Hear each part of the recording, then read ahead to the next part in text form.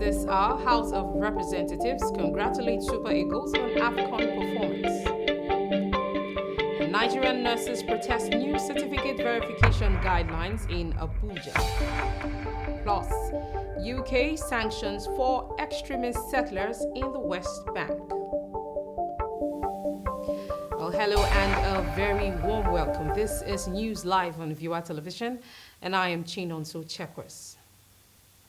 The Speaker of the House of Representatives, Right Honorable Tajuddin Abbas, has praised the renewed vigor in the large-scale exploitation of the Nigerian solid mineral sector. The Speaker made this observation at the Public Policy Dialogue on Solid Minerals organized by the House of Representatives Committee on Solid Minerals in Abuja. And in his remark, the Speaker of the House, who was represented by the Deputy Speaker, Benjamin Kalu, says the solid minerals sector, if fully harnessed, has the capacity of unlocking the economic potential of the country, but added that to achieve this, it must be private sector driven. Being part of those who drafted this bill, being part of those who sponsored this bill, these are some of the things we are telling you. Number one, enhanced security I just mentioned. By fostering collaboration between mining companies, communities, and security agencies, we can create a safer environment for investment and development. And I'm sure you cannot agree any less. Number two, infrastructure development is what this bill is preaching. We are committed to investing in critical infrastructure like roads, railways, and power, making mine operations more efficient, more cost-effective. Number three, we are advocating for skilled workforce development. We are building partnerships with educational institutions and industry leaders to equip Nigerians with the skills they need to thrive in this sector. And speaking in a similar vein, the governor of Nasarawa State, Abdullahi Sule, says the country has over 40 mineral resources untapped in commercial quantities across the country, which has the potential of replacing crude oil as the country's highest foreign exchange earner if well managed.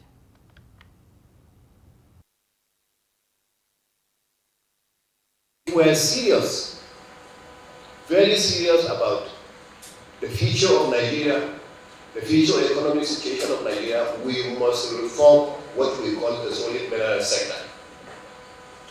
And this reform must come in form of the policies, because I was looking at the document you have.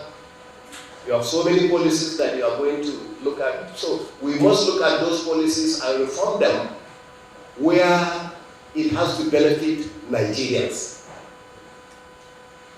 If we don't do that, we'll just be joking and then making fun. Then you say so many governors, just like that Professor said. And also, the chairman of committee, Jonathan Bewi, disclosed that the proposed solid minerals bill to be presented before the House will address the challenges the sector had experienced over the years. That when legislation is done correctly, it improves the sector, and improves without saying that it can have detrimental effects if constructed wrongly. To be effective, the committee first consulted with industry experts, regulators, and relevant stakeholders to develop a legislative agenda.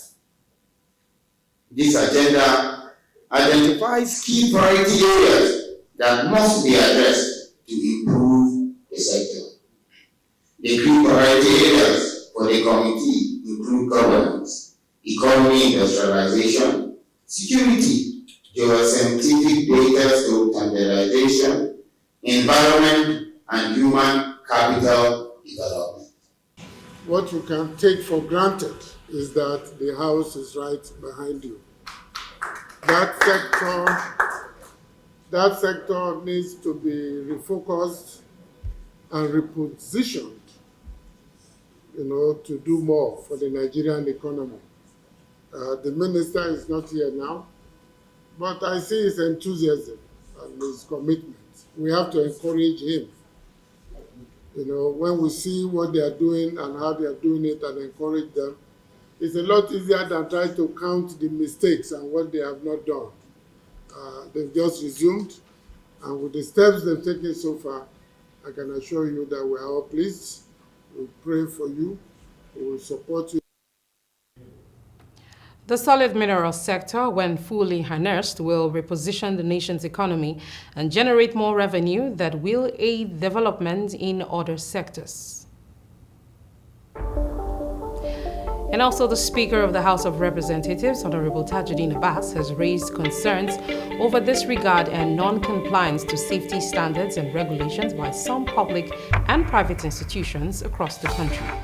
The Speaker, who expressed concerns in Abuja while delivering his address at the inauguration of the 10th House Committee on Safety Standards and Regulations and formal launch of its strategic document, noted that the right of citizens to a safe and decent place of work devoid of hazards is fundamental in any society and has been consistently included in all declarations of human rights globally.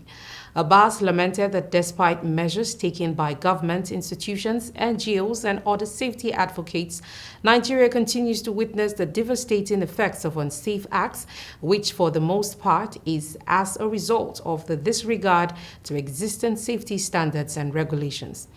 He says the parliament is saddened by catastrophic events across the country, ranging from fatal motor accidents, explosions, boat mishaps, accidental discharge, market fires, which has claimed innocent lives, and loss of properties.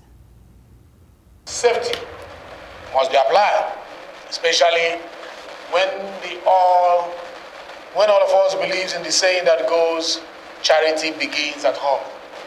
Are we truly safe in this complex? Are we actually following the safety standard allowed by international best practices? If not, let the charity of this committee start at home.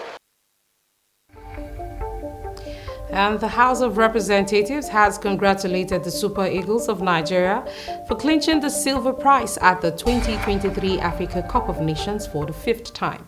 The spokesman for the House, Akin Rotimi, in a statement says the lawmakers celebrate the players and coaching crew for their spirited display in Côte d'Ivoire. He added that the lawmakers are particularly delighted with the performance of team captain William Ekong, who emerged as man of the competition. Rotimi disclosed that the achievement of the Super Eagles will inspire not just the multitude of sports talents across the country, but countrymen and women in other spheres of influence to do more for their fatherland. The lawmaker says the country has been more united by their sterling performance at the tournament, commending the Super Eagles for giving a good account of themselves during the games. The National Assembly is crafting legislation for state police forces and improvement of intelligence gathering in a bid to tackle banditry, kidnapping, and terrorism. The disclosure was made by the leader of the Senate, Okpeyemi Bamidele, while speaking on behalf of all the individuals who received honorary doctorate degrees during the ceremony at the Federal University Oyo Ekiti in Ekiti State. The legislature also challenged local government council authorities, traditional rulers, and community leaders to rally local vigilantes, hunters, and capable young individuals to safeguard their communities and territories. And apart from Bamidele, who received an honorary doctorate degree in private law, the university conferred similar honors on the chairman, Senate Committee on Appropriations, Senator Olamilekun Adeole, and chairman, House of Representatives Committee on Navy, Honorable Yusuf Daji, among others. The leadership of both the Labour Party and the People's Democratic Party has called on the federal government to ensure transparency in the distribution of 102,000 metric tons of assorted grains as a short-term measure to salvage the food crisis in the country. In separate interviews, the two leading opposition parties urged the President Bola Tinubu-led administration to redeem itself by keeping its promises, noting that the government had failed to fulfill previous promises.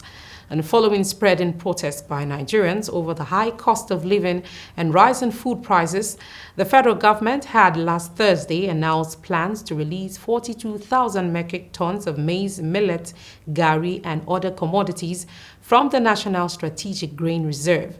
And in response to the promise by the government, the spokesman for the Labour Party campaign organization, Yunus Atanko, says the Tinubu government must keep its promise this time, noting that previous promises made by the government were not fulfilled.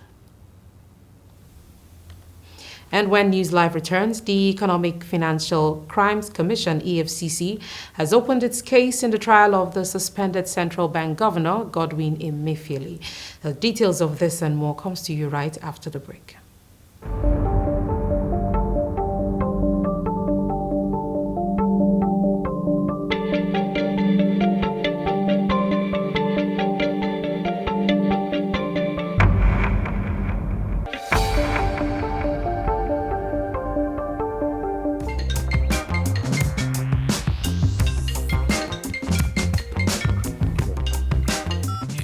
Good morning, gentlemen. I'm at the Envoy Hotel, Diplomatic Drive 305, here for a business weekend. It's been an amazing stay.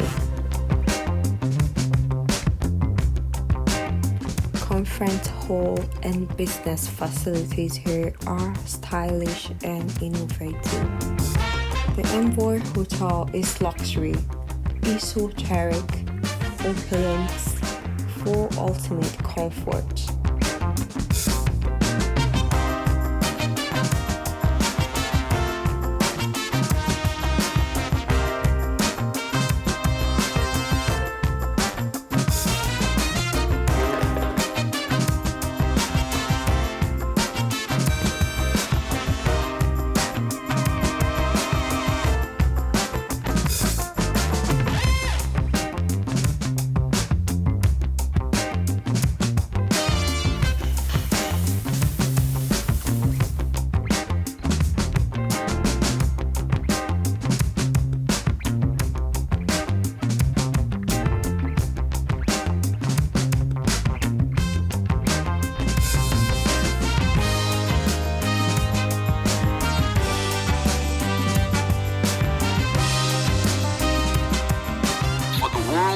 Discerning travelers, we are more than just a place to stay.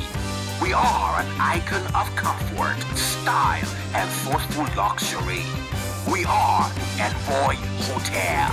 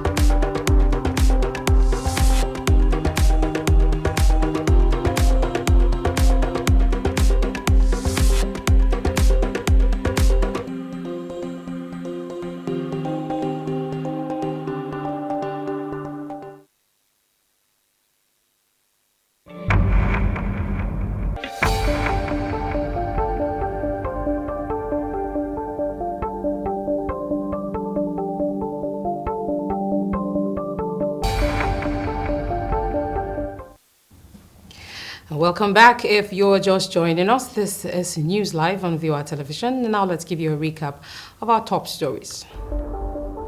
House of Representatives congratulates Super Eagles on AFCON performance.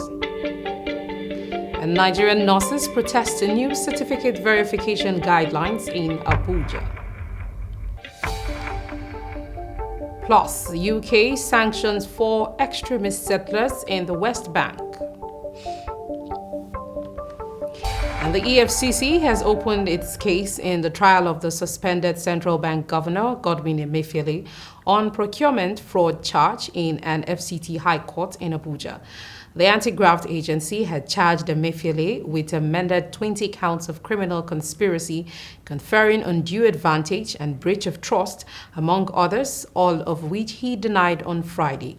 Emefiele was previously charged with 6 counts and first arraigned on 28 November 2023 before the EFCC filed the amended charges, necessitating a rearrangement.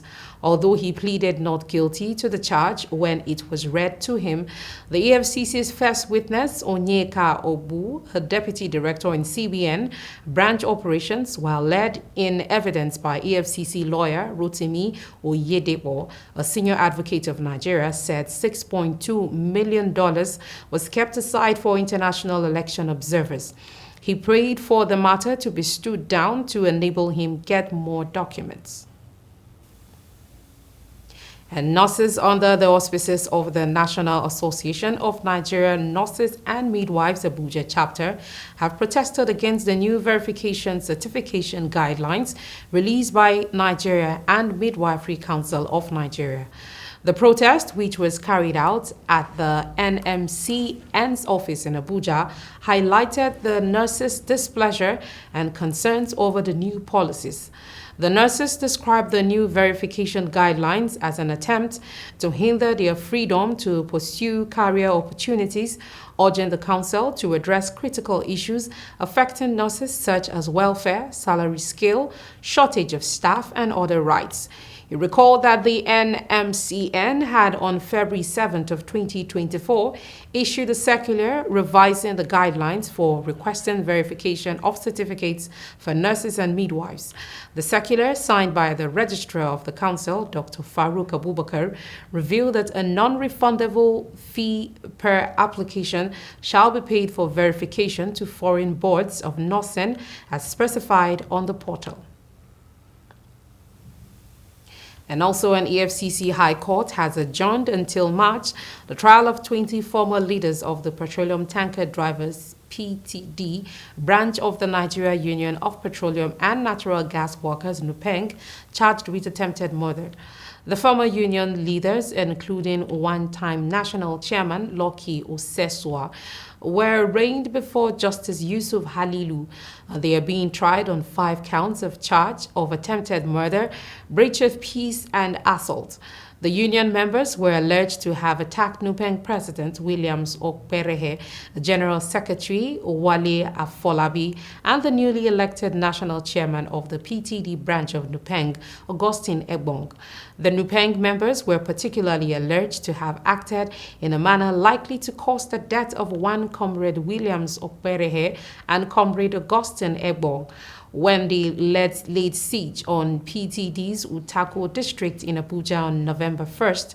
In the suit, the defendants were further accused of voluntarily causing grievous bodily harm to Comrade Williams Okberehe, Comrade Olawale Afolabi, Comrade Solomon Kilanko, and Comrade Augustine Ebon.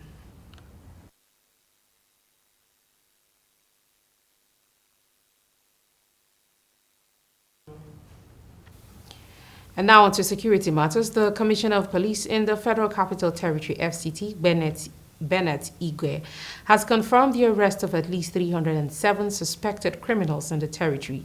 The FCT Police Public Relations Officer, SP Josephine Ade, in a statement says the CP, who was recently deployed to the nation's capital, personally led a tactical team of the command in the operation that led to the arrest of the suspects. And according to her, the CP and the team raided a marked black sport, Gidan Dambe, in the Dede Zuba axis and successfully arrested the assailants. The PPRO says one of the suspects, Ibrahim Tukur, claimed to be an officer of the Department of State Service, DSS. She stated that during the search, one English pistol with 15 rounds of 9mm ammunition was recovered from the alleged DSS personnel.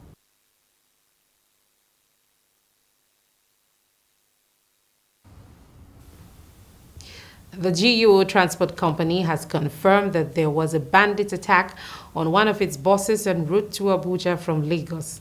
The unfortunate incident occurred along the Ikare-Akoko axis of the Akure Expressway. In an official statement by the company, the kidnappers ambushed and attacked ongoing vehicles, and amongst which was one of Hice buses from Lagos with passengers on board. And it stated that the unfortunate event led to the death of its driver at the crime scene, while the passengers are believed to have been held hostage and led into the bush. The company appealed to the government and security agencies to intensify efforts in making the highways safe again. And you're still watching News Live on Viewer Television. Business, international, and entertainment news comes to you right after the break. Do stay tuned. The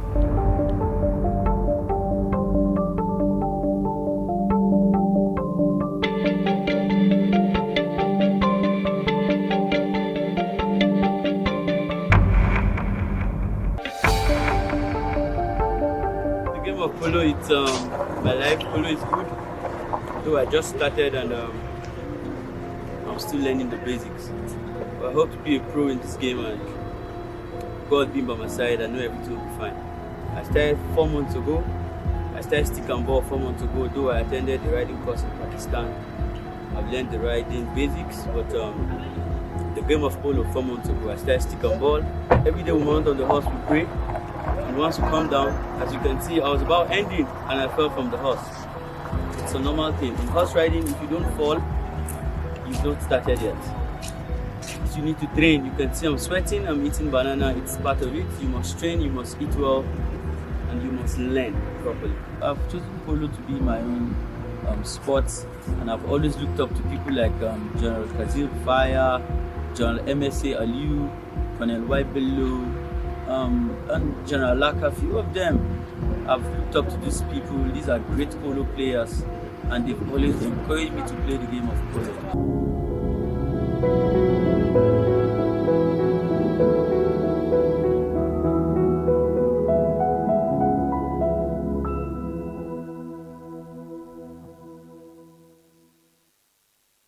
In this 21st century, where all the information we need is now in the palm of our hands. News from around the world, entertainment, celebrity gossip, sports, and much more.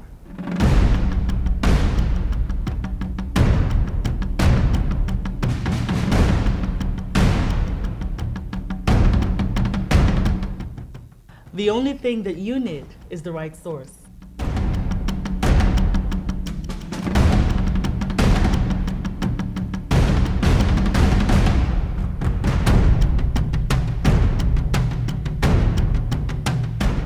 Viewer TV is now on the go. Simply check us out on our social media pages on Facebook, Instagram, YouTube, and Twitter for all the information you need.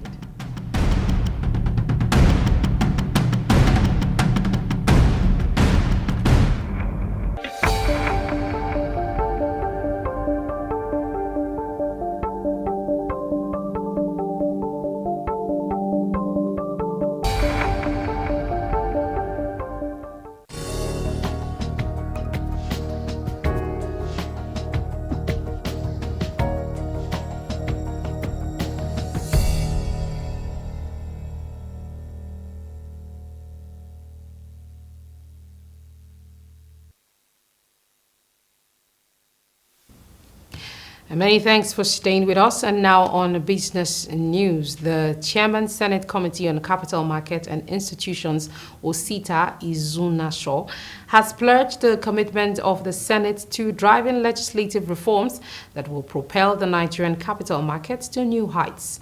Speaking during the visit of the committee to the Nigerian Exchange Group, Izuna Shaw emphasized the pivotal role of the capital market in fostering economic prosperity and urged stakeholders to work together towards achieving common objectives. The lawmaker reveals that beyond legislative efforts, there was a need for aggressive public enlightenment on the benefits of investing in the stock market. He stressed the importance of these legislative interventions in incentivizing companies to list on the exchange. The Director General of the Securities and Exchange Commission, SEC, Lamido Yuguda, assured NGX Group of strengthening its regulatory framework aimed to supporting the exchange and deepening the market. The Manufacturers Association of Nigeria has countered claims by the National Agency for Food and Drug Administration and Control, NAFDAC, that the recent implementation of the ban on sachets alcoholic drinks was a collective decision. And speaking at a press conference held in Lagos, the Director General of MAN, Segun Ajayi Kadir, insisted that members of the Distillers and Blenders Association of Nigeria, a subsector under MAN, had repeatedly expressed reservations over the planned implementation of the ban. And NAFDAC had in a statement insisted that the ban, which affects alcoholic beverages in sachets and small volume PET and glass bottles below 200 milliliters, was a collective decision. The Director General of NAFDAC, Moji Shola Adeyeye, says the ban was a collective recommendation of a committee and listed representatives in the committee as the Federal Ministry of Health, NAFDAC, and the Federal Competition and Consumer Protection Commission. However, Ajayi Kadir dismissed the claim by the regulator that the decision was a collective one.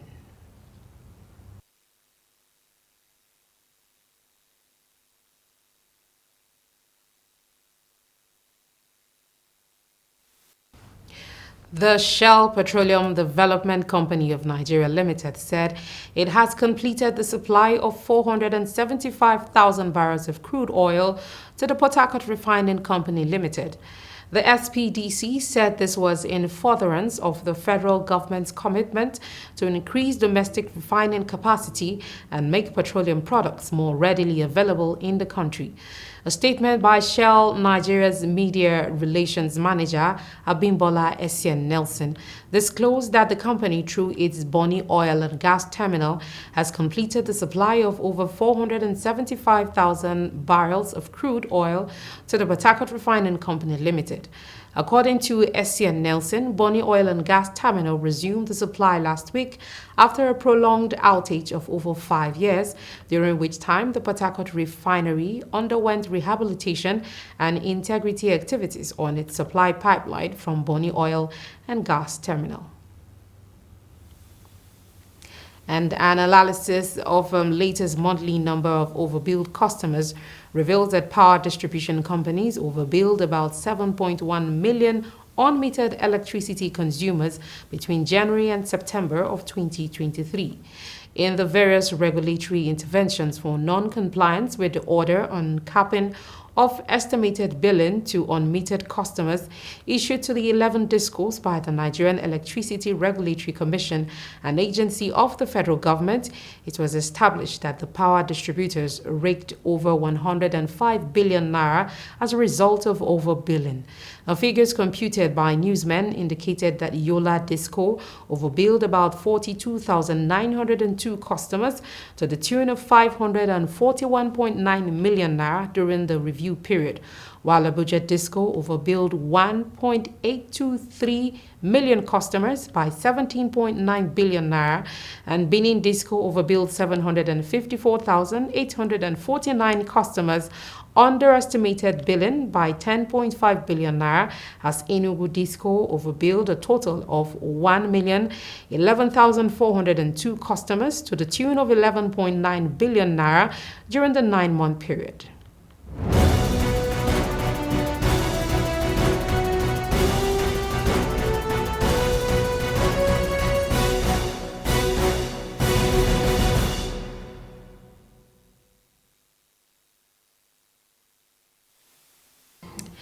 And now on the international scene, the UK government has announced sanctions against 4 extremist Israeli settlers who it claims committed human rights abuses against Palestinian communities in the West Bank. Responding to unprecedented levels of violence by extremist settlers in the West Bank over the past year, the Foreign Office named 4 individuals who it said have used harassment, intimidation, and violence to put pressure on Palestinian communities to leave their land.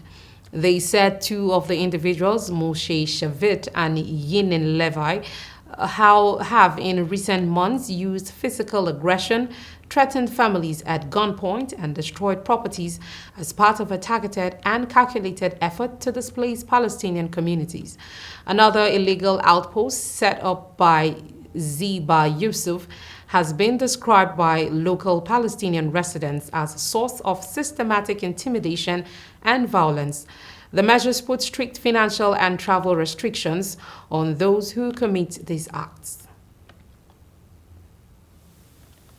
And the death toll from a landslide that hit a gold mining village in the southern Philippines rose to 68 on Monday, officials said, as searchers abandoned hope of finding any more survivors. Hundreds of rescuers have used their bare hands, shovels, and heavy earth-moving equipment for nearly a week looking for those buried when last Tuesday's landslide hit the mountainous Masara village on Mindanao Island. More than a dozen bodies were pulled from the mud, with 51 people still missing, including 9 workers and villagers. An area around 50 meters, which is about 164 feet deep, remains to be searched. A 3-year-old girl was pulled alive from under the rubble on Friday, in which rescuers described as a miracle. The landslide buried 3 buses and a jeepney waiting for employees of a gold mining firm and 55 nearby houses, leaving 32 other people injured. And Ukraine has condemned what it called the destruction of its grain by protesting Polish farmers amid a long-running spat over imports of cheap grain.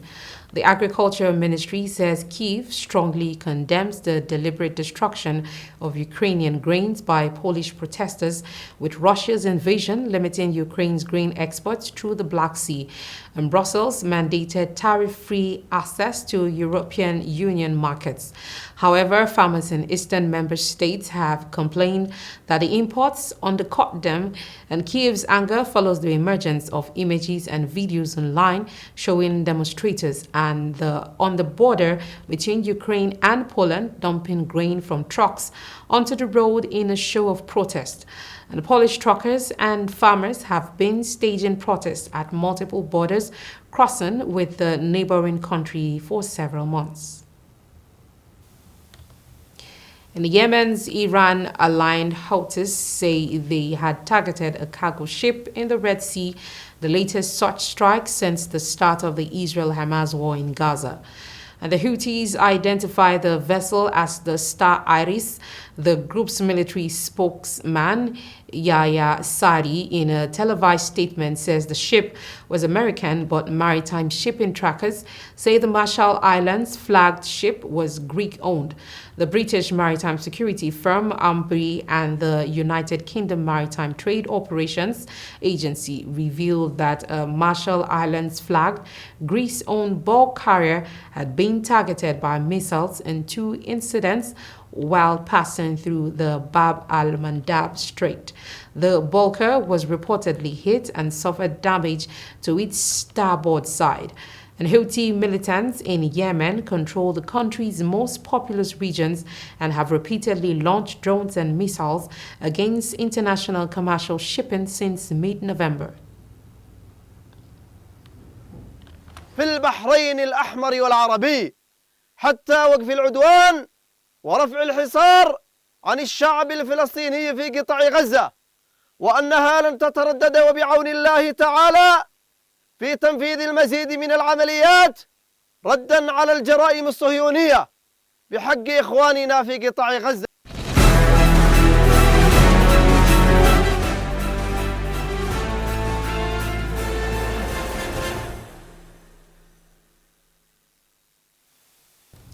And now on some entertainment news, we start with some African news as Nigerian comedian Bovi has blamed Super Eagles head coach Jose Posero for his team's defeat against Cote d'Ivoire in the final of the just concluded Africa Cup of Nations.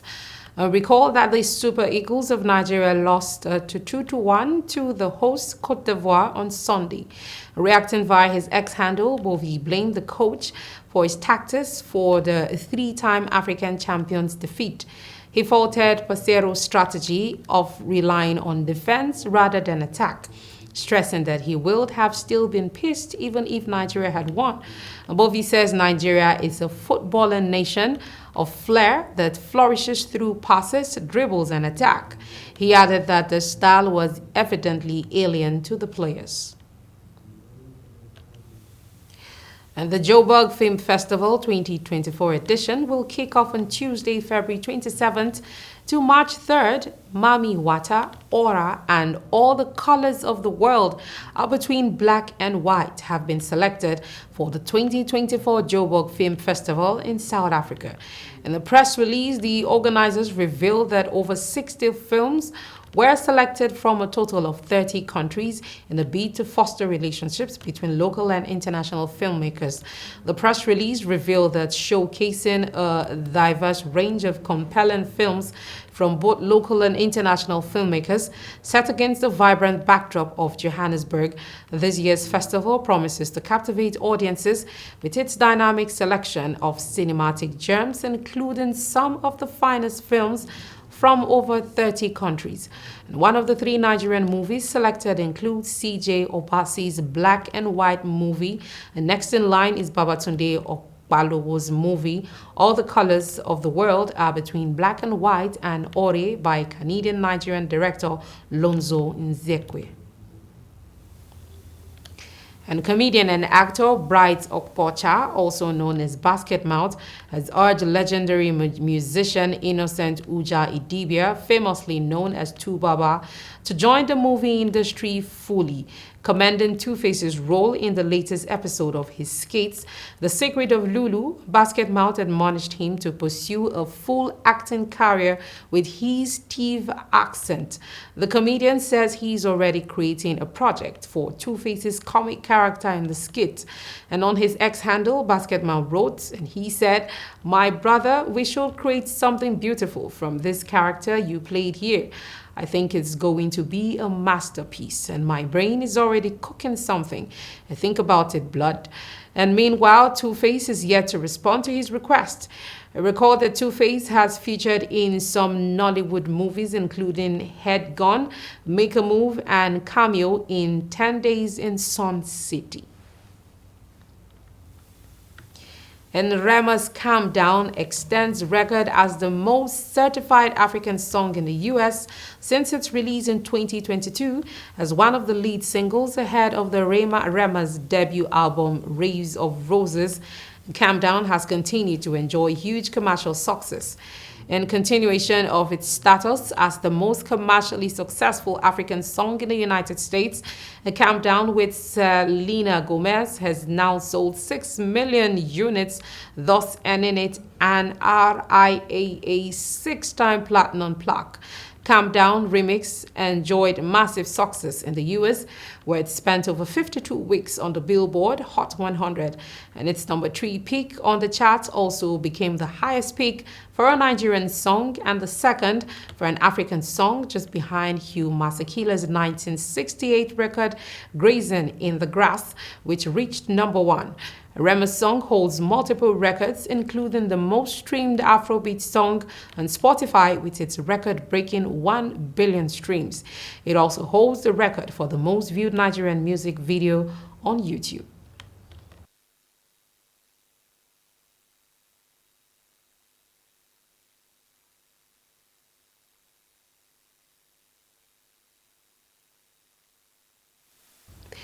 And that's all on News Live. But before we go, let's give you a recap of our headlines. The House of Representatives has congratulated the Super Eagles on their AFCON performance.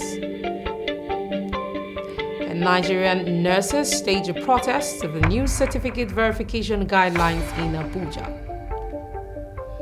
UK has sanctioned 4 extremist settlers in the West Bank.